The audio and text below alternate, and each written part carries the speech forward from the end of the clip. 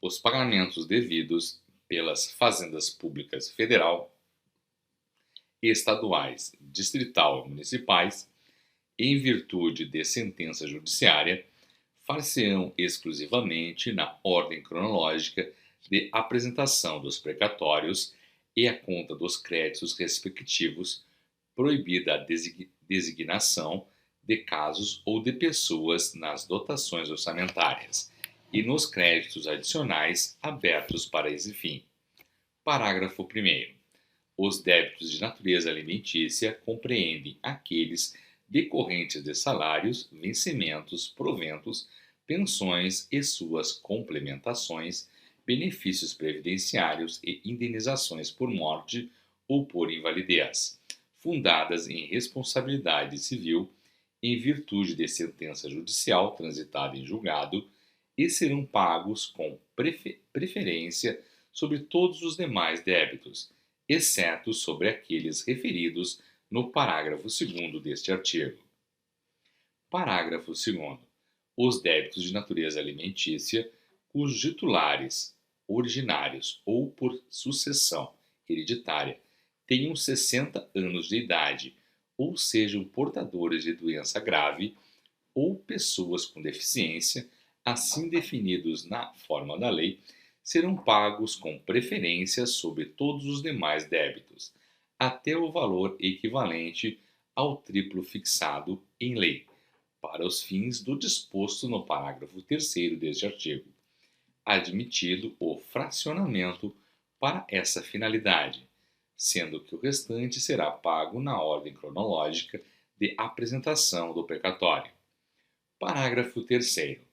O disposto no caput deste artigo relativamente à expedição de precatórios não se aplica aos pagamentos de obrigações definidas em lei como de pequeno valor, que as fazendas referidas devam fazer em virtude de sentença judicial transitada em julgado.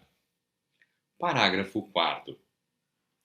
Para os fins do disposto no parágrafo 3º, poderão ser fixados por leis próprias valores distintos às entidades de direito público, segundo as diferentes capacidades econômicas, sendo o mínimo igual ao valor do maior benefício do regime geral de previdência social. Parágrafo 5. É obrigatória a inclusão no orçamento das entidades de direito público de verba necessária ao pagamento de seus débitos oriundos de sentenças transitadas em julgado, constantes de precatórios judiciários, apresentados até 2 de abril, fazendo-se o pagamento até o final do exercício seguinte, quando terão seus valores atualizados monetariamente. Parágrafo 6º. As dotações orçamentárias e os créditos abertos serão consignados diretamente ao Poder Judiciário, cabendo ao presidente do Tribunal, que proferir a decisão exequenda, determinar o pagamento integral e autorizar o requerimento do credor e exclusivamente para os casos de preterimento de seu direito de precedência ou de não alocação orçamentária do valor necessário à satisfação do seu débito, ou sequestro da quantia respectiva. Parágrafo 7º. O presidente do tribunal competente, que por ato comissivo ou omissivo retardar ou tentar frustrar a liquidação regular de precatórios, incorrerá em crime de responsabilidade e responderá também perante o Conselho Nacional de Justiça. Parágrafo 8º. É vedada a expedição de precatórios complementares ou suplementares de valor pago, bem como o fracionamento, repartição ou quebra do valor da execução para fins de enquadramento de parcela do total, ao que dispõe o parágrafo 3º deste artigo. Parágrafo 9.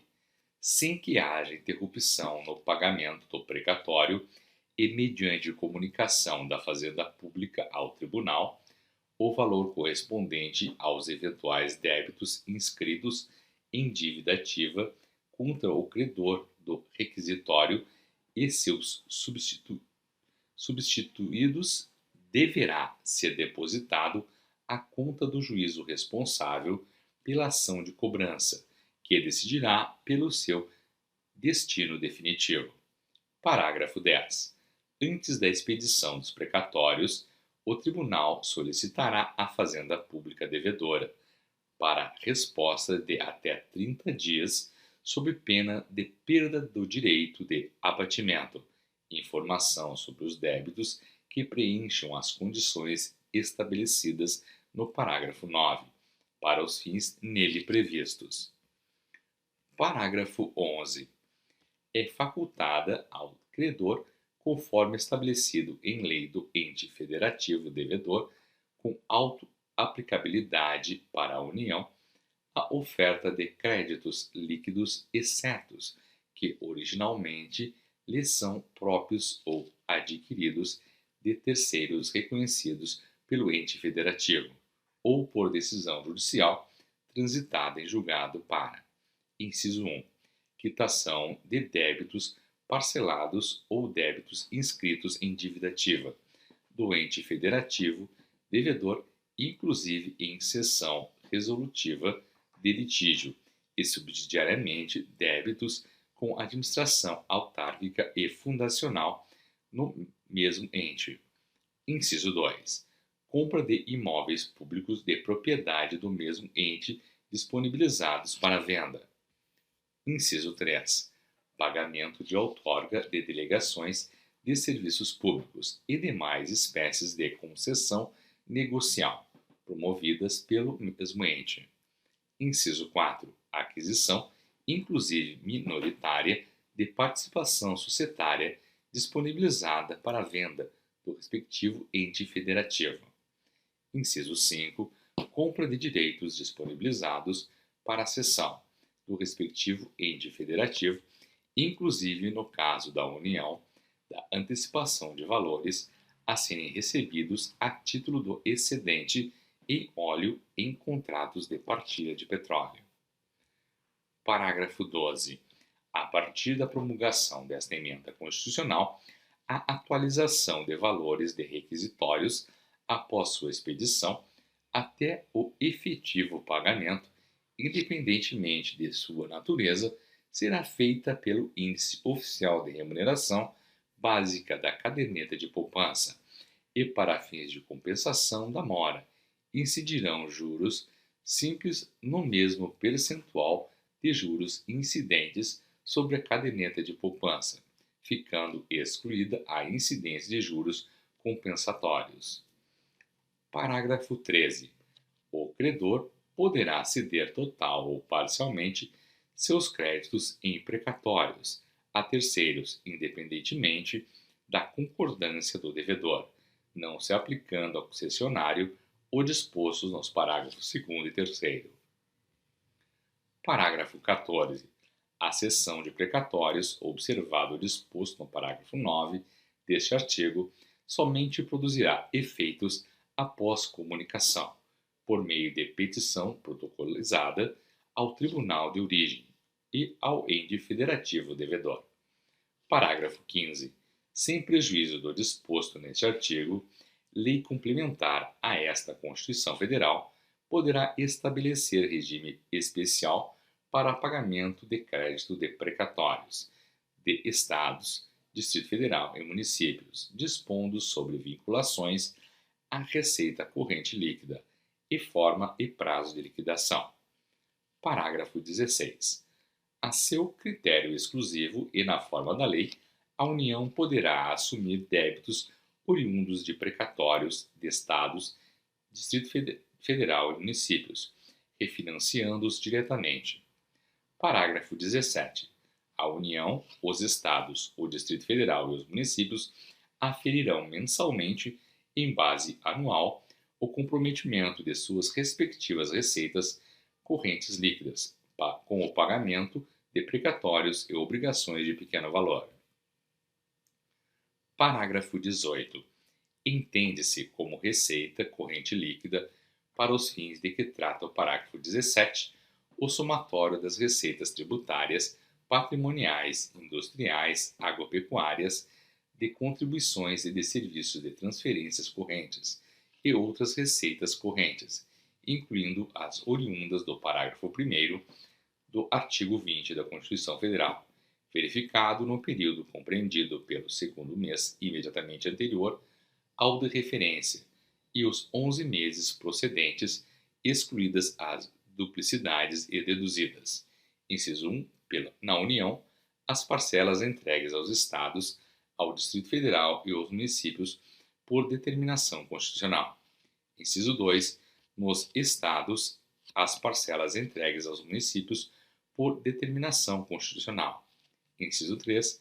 Na União, nos Estados, no Distrito Federal e nos municípios, a contribuição dos servidores para custeio de seu sistema de previdência e assistência social e as receitas provenientes da compensação financeira, referida no parágrafo 9 do artigo 201 da Constituição Federal.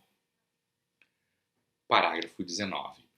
Caso o montante total de débitos decorrentes de condenações judiciais em precatórios e obrigações de pequeno valor, em período de 12 meses, ultrapasse a média do comprometimento percentual da receita corrente líquida nos 5 anos imediatamente anteriores, a parcela que exceder esse percentual poderá ser financiada, excetuada dos limites de endividamento de que tratam os incisos 6 e 7 do artigo 52 da Constituição Federal e de quaisquer outros limites de endividamento previstos, não se aplicando a esse financiamento a vedação de vinculação de receita prevista no inciso 4 do artigo 167 da Constituição Federal. Parágrafo 20.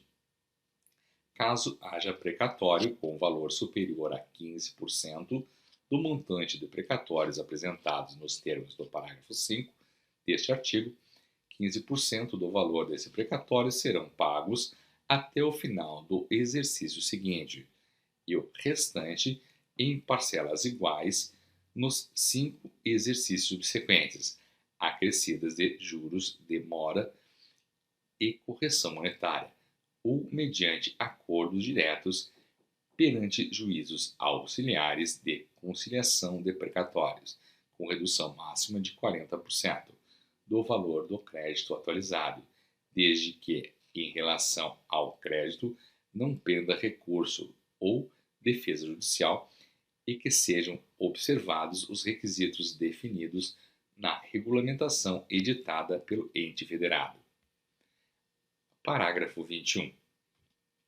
Ficam a União e os demais entes federativos nos montantes que lhes são próprios, desde que aceito por ambas as partes, autorizados a utilizar valor objeto de sentenças transitadas em julgado, devidos à pessoa jurídica de direito público para amortizar dívidas vencidas ou vincendas.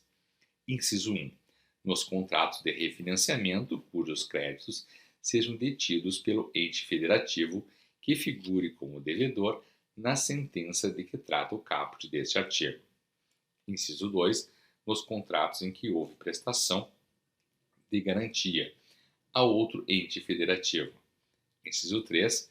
Nos parcelamentos de tributos ou de contribuições sociais. Inciso 4.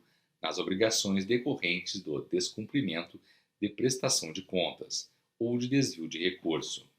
Parágrafo 22. Amortização de que trata o parágrafo 21 deste artigo. Inciso 1. Nas obrigações vencidas, será imputada primeiramente as parcelas mais antigas. Inciso 2. Nas obrigações vincendas, reduzirá uniformemente o valor de cada parcela devida, mantida a duração original do respectivo contrato ou parcelamento. Seção 2 do Supremo Tribunal Federal. Artigo 101. O Supremo Tribunal Federal compõe-se de 11 ministros escolhidos dentre cidadãos com mais de 35 e menos de 75 anos de idade, de notável saber jurídico e reputação ilibada, Parágrafo único. Os ministros do Supremo Tribunal Federal serão nomeados pelo Presidente da República depois de aprovada a escolha pela maioria absoluta do Senado Federal. Artigo 102. Compete ao Supremo Tribunal Federal, principalmente, a guarda da Constituição, cabendo-lhe, inciso 1, processar e julgar originariamente. Alínea A. A ação direta de inconstitucionalidade de lei ou ato normativo federal ou estadual e ação declaratória de constitucionalidade de lei ou ato normativo federal. Alínea B. Nas infrações penais comuns, o Presidente da República e o Vice-Presidente, os membros do Congresso Nacional, seus próprios ministros e o Procurador-Geral da República. Alínea C.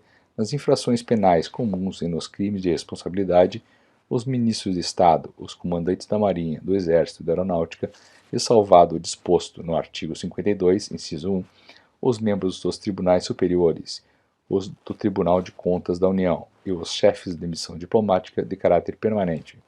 A linha D, o habeas corpus, sendo paciente qualquer das pessoas referidas nas alíneas anteriores, o mandato de segurança e o habeas data, contra atos do Presidente da República, das mesas da Câmara dos Deputados e do Senado Federal, do Tribunal de Contas da União, do Procurador-Geral da República e do próprio Supremo Tribunal Federal. A linha E, o litígio entre o Estado estrangeiro, o organismo internacional e a União, o Estado e o Distrito Federal ou o território. A linha F, as causas e conflitos entre União e os Estados e a União e o Distrito Federal, ou entre uns e outros, inclusive as respectivas entidades da administração indireta. A linha G, a extradição solicitada por Estado estrangeiro. A linha I, habeas corpus, quando o coator for o Tribunal Superior, ou quando o coator ou o paciente for autoridade ou funcionário cujos atos estejam sujeitos diretamente à jurisdição do Supremo Tribunal Federal, ou se trate de crime sujeito à mesma jurisdição, em uma única instância. A linha J, a revisão criminal e a ação rescisória de seus julgados. A linha L, a reclamação para preservação de sua competência e a garantia de autoridade de suas decisões. A linha M, a execução de sentença nas causas de sua competência originária, facultada a delegação das atribuições para a prática de atos processuais. A linha N, a ação em que todos os membros da magistratura sejam direta ou indiretamente interessados, e aquela em que mais da metade dos membros do tribunal de origem estejam impedidos ou sejam direta ou indiretamente interessados. A linha O, os conflitos de competência entre o Tribunal Superior de Justiça e quaisquer tribunais entre tribunais superiores ou entre estes e qualquer outro tribunal. A linha P, o pedido de medida cautelar das ações diretas de inconstitucionalidade. A linha Q, o mandato de injunção, quando a elaboração da norma reguladora for atribuição do Presidente da República, do Congresso Nacional, da Câmara dos Deputados, do Senado Federal, das mesas de uma dessas casas legislativas, do Tribunal de Contas da União, de um dos tribunais superiores ou do próprio Supremo Tribunal Federal. A linha R, as ações contra o Conselho Nacional de Justiça e contra o Conselho Nacional do Ministério Público. Inciso 2º. Julgar em recurso ordinário, a linha A, habeas corpus, ou mandato de segurança, ou habeas datas e o mandato de injunção, decididos em única instância pelos tribunais superiores, se denegatória a decisão. A linha B, o crime político.